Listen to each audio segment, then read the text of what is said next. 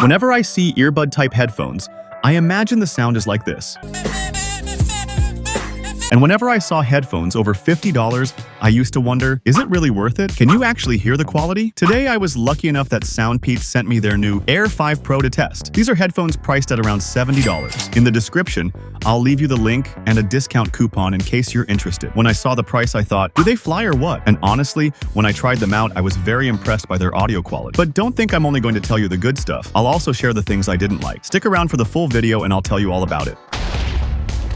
Here you get your Air5Pro. As you can see on the left, it says they come with Snapdragon sound and LDAC. We open them up, and inside the lid there's a hidden box. Here it tells you the name of the app. There's a manual with the essentials, and some panda bear stickers. Underneath the earbuds, you'll find a bag with ear tips in different sizes, just in case your hole is too wide, and also a USB-C cable. Here we have the earbuds case. It's a super simple design. It just says Soundpeats on the back, indicator LED on the front, USB-C port, and a button that you'll hardly ever use unless you want to reset the earbuds. We open the case, and it's got an Instagram-style phrase, "Hear the difference." Damn. Okay, here are the earbuds. Just like the case, the design is very simple. It's all black plastic with a subtle copper finish on the outer side, barely noticeable. The materials of both the case and the earbuds feel like standard plastic. Nothing fancy, but not bad quality either. With the earbuds inside the case, you just open it, and they automatically activate Bluetooth ready to pair. They show up as Soundpeats. You connect them, and they're good to go. We head over to the Play Store and look for the Peats Audio app. It's not 100% necessary, but it adds a lot. Here in the app, you can see all the details of your earbuds, and it really does offer useful features. Starting with switching noise cancellation modes. You can enable or disable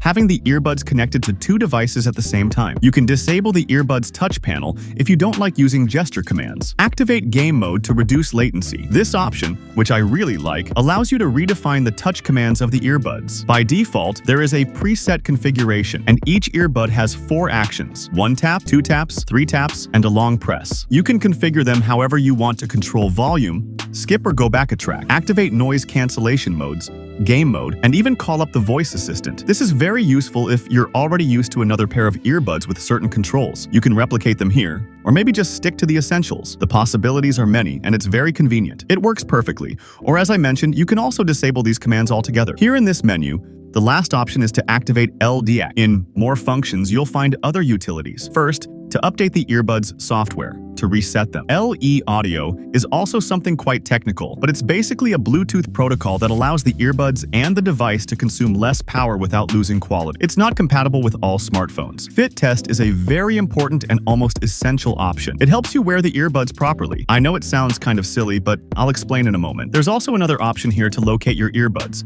It makes them ring and gives you an approximate location. The sound is like chimes, and surprisingly, you can hear it from quite far away. The next option lets you change the voice that says, "Bluetooth has been connected." You can set it to another language or lower the volume of these notifications. I personally set it to the minimum because that voice annoys me. The last option is the equalizer. You can use a preset mode or create your own custom EQ. Now let's get to the good part. How do these earbuds actually sound? The first time I listened to them, I was very disappointed. The sound was fine, but nothing special. I would have rather stayed with my regular earbuds, but then I realized I didn't have them on right. And maybe you'll think you always put them on correctly, but the truth is you don't. It's super important to pick the right little tip that completely covers your hole. Some people have a small hole, others have a hole that's really wide open. So just pick the one that fills you up properly. The idea is that when you put them in, you should feel sealed off. Then you open the app and use the fit test option. It'll make a weird sound, and if one of the earbuds isn't in place, it'll tell you which one you need to adjust. Once both are set properly, the audio experience is incredible. I honestly can't understand how such tiny earbuds can deliver such a full sound. Supposedly, they've got a 10mm driver, which on one side of a regular headphone would feel too small, but here the sound is just brutal. You can hear every instrument perfectly, even the tiniest audio detail. I'm used to wearing over-ear headphones with great quality, but these Air5s are right on par. And what really blows my mind is how they can even hit harder bass than full-sized headphones. Lately, I've tested a lot of earbuds. The Halu S40, the Storm G2, my daily pair, and in terms of bass, these are the ones that hit the hardest. It almost feels like when you're riding in a tuned-up Honda Civic where the sound system costs more than the car.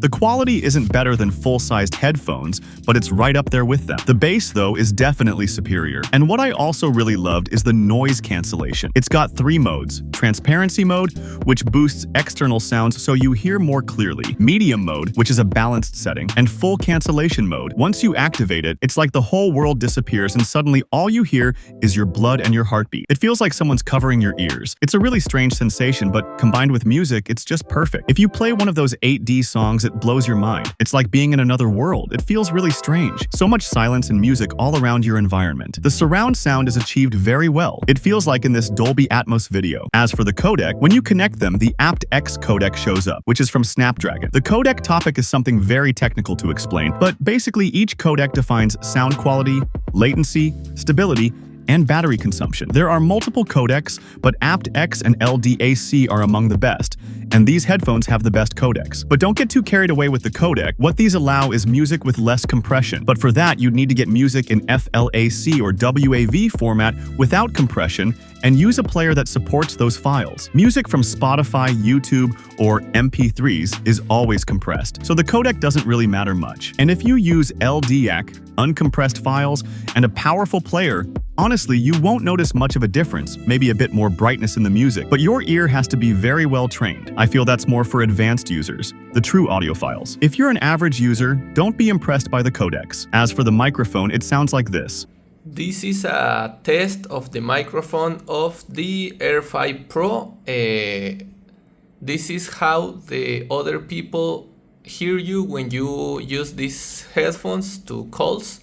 And as you can see, if I stop to talk, this bar will be to 0. One very striking detail is the volume. I never went past 40%. The volume is insanely strong. They've got what it takes to blow your eardrum. For me, 40% was already too much. I normally kept them at 20%. They really have a lot of volume. And if you're going to use them for gaming, they don't have too much lag, and if you activate game mode, it reduces a bit more. There's still lag, but a bit less than other Bluetooth headphones.